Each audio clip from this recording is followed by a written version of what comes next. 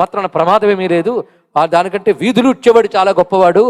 ఒక్కరోజు వీధి ఊడ్చకపోతే ప్రమాదం, కానీ ఒక్కరోజు వేదం చదవకపోతే ప్రమాదం ఏం లేదు అనేటువంటి వాళ్ళు అంటూ ఉంటే ఏమీ అనలేని స్థితిలో మనం ఉన్నాం. ఎందుకంటే పాపం అలాంటి వేదవేత్తలు ధర్నాలు చేయరు, నిరసనలు ప్రకటించరు, సాత్వికంగా ఉంటారు కనుక ఈ మాటలు చెల్లుతున్నాయి. ఎంత తప్పు మాట అండి. వేదం అనేది లోకంలో ధ్వనించకపోతే ఈ లోకం నశించి తిరుగుతుంది. తెలుసుకోండి, ఇక్కడ వేదమంత్రం దివ్యత్వాన్ని ఉద్భవింపజేస్తుంది. వేదమంత్రం నిన్ను రక్షిస్తుంది.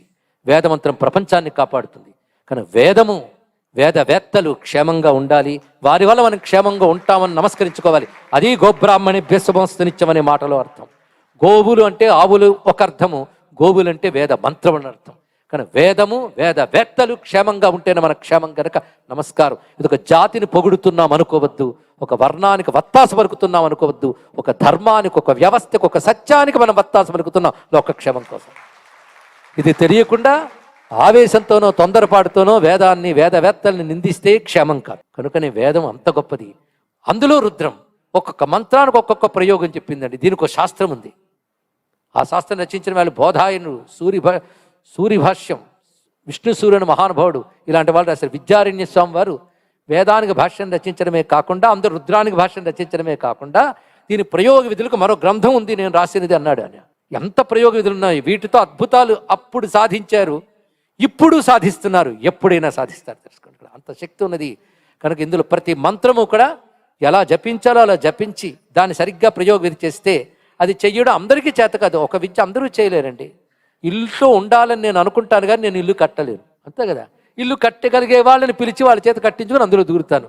అలాగే మంత్రం గొప్పది, దాని ఫలితం నాకు కావాలి, కానీ నేను చేయలేను కనుక చేయించే వాళ్ళ చేత చేయించి ఆ ఫలితం నేను పొందుతున్నాను.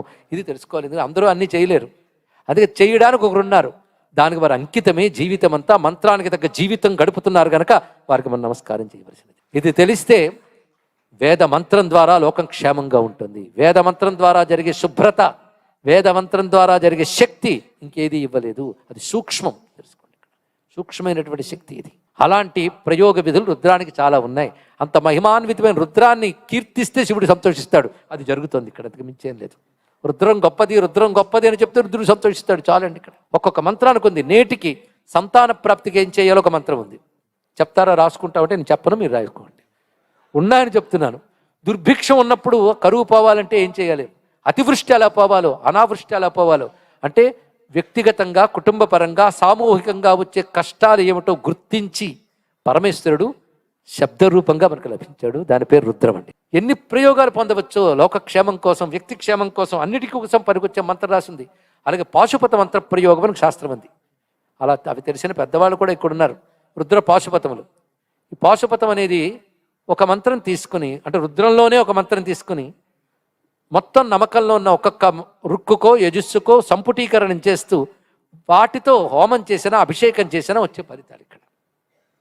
అది జప హోమార్చనాభిషేక విధౌ వ్యాఖ్యాస్యామ. జప హోమ అర్చన అభిషేకముల యందు రుద్రాన్ని వినియోగిస్తారు. కానీ వ్యాధి విమోచనార్థి, పాపక్షయార్థి, భోగార్థి, అంతేకాదు ముముక్షు అంటే మోక్షార్థి.